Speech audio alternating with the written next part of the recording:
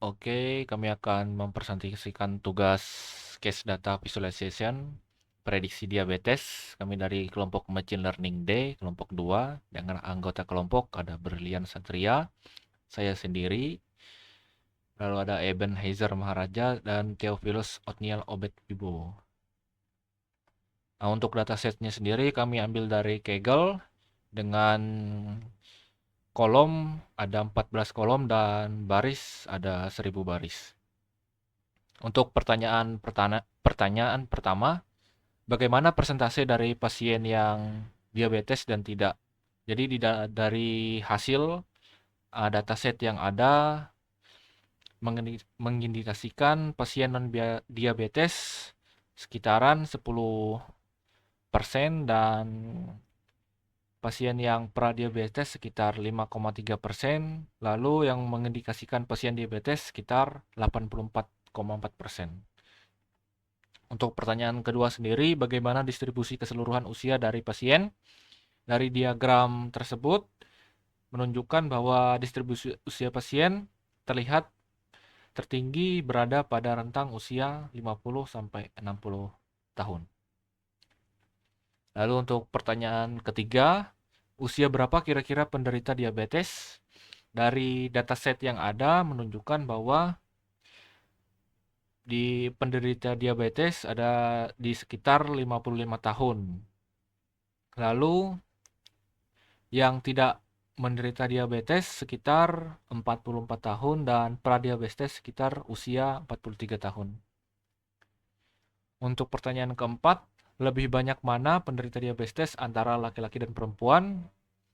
Berdasarkan dataset, hasil yang didapatkan yaitu penderita laki-laki lebih banyak dari penderita perempuan. Terdapat 490 penderita diabetes untuk laki-laki dan 353 orang untuk perempuan.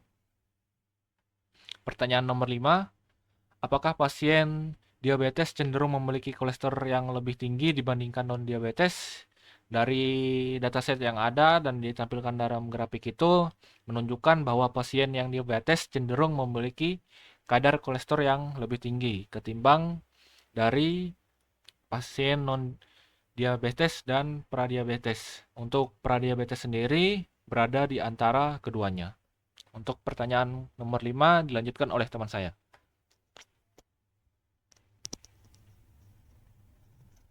Kemudian pertanyaan nomor 6, apakah BMI mempengaruhi diagnosis penderita diabetes dan tidak? Nah, pada grafik di samping datanya diambil dari diabetes CSV. Dia menunjukkan bahwa BMI itu apa namanya, indeks massa tubuh yang lebih tinggi mempengaruhi dengan diagnosis diabetes. Secara lebih detail terlihat jelas adanya tren peningkatan rata-rata BMI dari kelompok non-diabetes. Non-diabetes itu dia sekitar 20-an ke atas, dan pradiabetes itu hampir 25, dan puncaknya sendiri yaitu 30 ke atas kepada kelompok penderita diabetes. Kemudian pertanyaan nomor 7, apakah LDL mempengaruhi diagnosis penderita diabetes dan tidak? Nah, LDL di sini itu merupakan kolesterol jahat. Nah, berdasarkan data file yang itu diabetes, data saya tadi ketiga kelompok pasien baik non diabetes, pradiabetes maupun diabetes menunjukkan profil rata-rata LDL yang relatif serupa, hampir setara. Tidak ada perbedaan rata-rata LDL yang signifikan di antara ketiga kelompoknya. Nah, kemudian pertanyaan nomor 8, bagaimana pembagian proporsi pasien dan kolesterol tinggi dan normal? Nah, di sini berdasarkan diagram dari data saya tadi, diketahui bahwa mayoritas pasien tuh 62%-nya memiliki kolesterol normal, sementara sisanya memiliki kolesterol tinggi sebanyak 38%. Oke, kemudian pertanyaan nomor 9, apakah level urea mempengaruhi penderita diabetes? Nah, dari grafik di samping, dari dataset itu rata-rata penderita diabetes memiliki kadar level urea lebih tinggi dibandingkan dengan yang tidak diabetes. Nah, di sini N itu yang non diabetes kadar ureanya hanya sekitar sedikit, setengahnya daripada yang pradiabetes. Sedangkan yang diabetes sendiri, kelompok diabetes yang Y di sini, dia menunjukkan kadar urea yang sangat ini tinggi.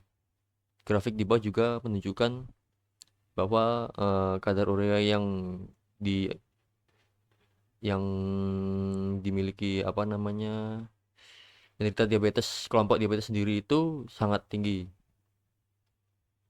Kemudian pertanyaan terakhir, apakah level kadar HbA1c atau yang biasa disebut hemoglobin itu mempengaruhi penderita diabetes? Nah, berdasarkan box plot dan KDI plot yang diambil dari dataset itu, penderita diabetes memiliki kadar hemoglobin yang lebih tinggi dibandingkan dengan kelompok non-diabetes dan pradiabetes. Di sini bisa dilihat grafiknya bahwa yang kelompok diabetes itu sangat tinggi dibandingkan dengan kelompok yang lain. Untuk kontingen akan dilanjutkan oleh teman saya. Oke, perkenalkan nama saya Brilian Satria Berbudi dengan NIM 67 2023 154. Saya akan melanjutkan untuk run codingannya. Pertama ini untuk import library, kemudian install NumPy, kemudian mount ke Google Drive untuk ambil dataset yang disimpan di dalam Google Drive.